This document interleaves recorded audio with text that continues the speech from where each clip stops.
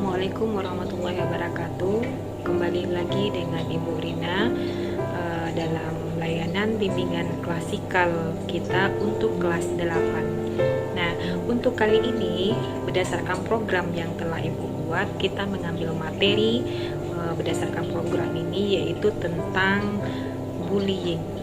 Baik anak-anak Ibu semuanya, mungkin anak-anak Ibu sering mendengar istilah bullying karena bullying ini tidak asing lagi di telinga kita, karena ini sering terjadi baik di sekolah, di lingkungan rumah, atau di lingkungan sesama teman sebaya kalian.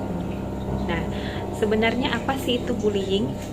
Bullying adalah perilaku agresif dan negatif seseorang yang dilakukan oleh sekelompok orang secara berulang kali dengan menyalahgunakan ketidakseimbangan kekuatan untuk menyakiti korbannya secara mental dan fisiknya.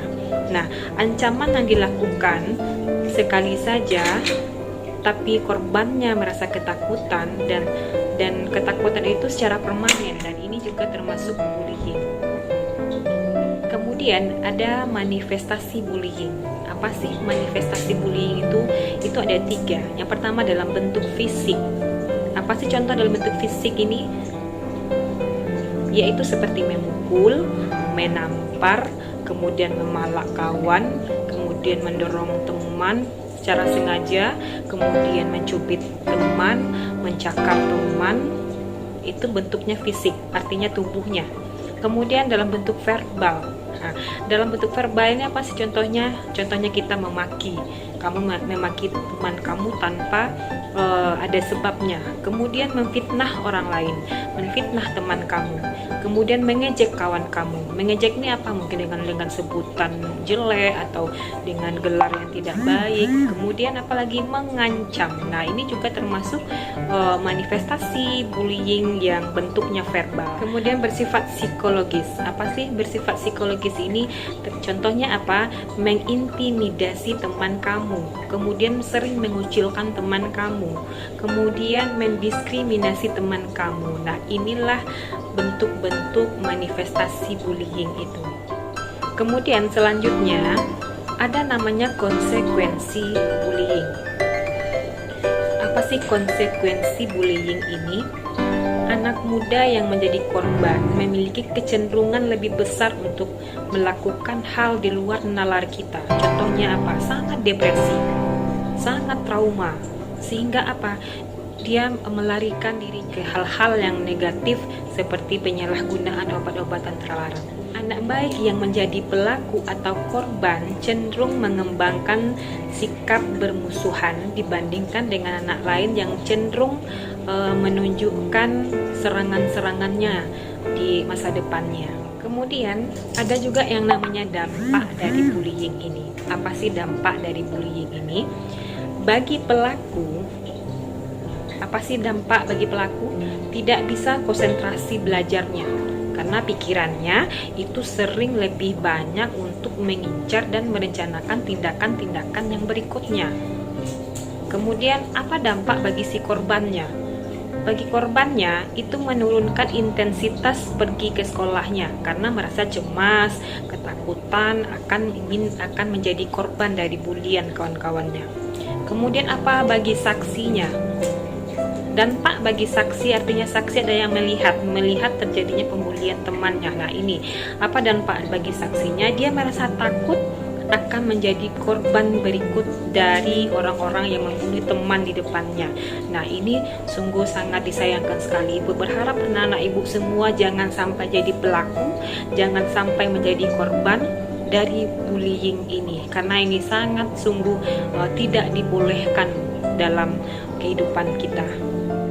Kemudian yang lebih parahnya lagi, bullying ini adalah dampak dari korbannya. Ini luar biasa. Apa sih dampak dari korbannya ini? Yang pertama adalah dia merasa sangat menderita, kemudian malas datang ke sekolah, kemudian kehilangan kepercayaan diri dan konsep yang ada dalam dirinya, kemudian menyalahkan diri sendiri atas kejadian bullying yang ia rasakan, kemudian kehilangan konsentrasi belajarnya, kemudian stres berat, kemudian membayangkan kehidupan mereka sampai mengarah kepada kematian. Ibu berharap, sekali lagi Ibu ingatkan kepada anak-anak Ibu, tolong jangan pernah membuli kawannya, karena dampaknya yang Ibu sebutkan tadi luar biasa, dan ini akan terus berlanjut ketika kalian dewasa nantinya. Kemudian kita sering melihat di sekolah atau di lingkungan kalian atau di lingkungan teman sebaya kalian yang masih ada bullying ini terjadi. Nah, mengapa? Pertanyaannya, mengapa sih bullying ini masih terjadi?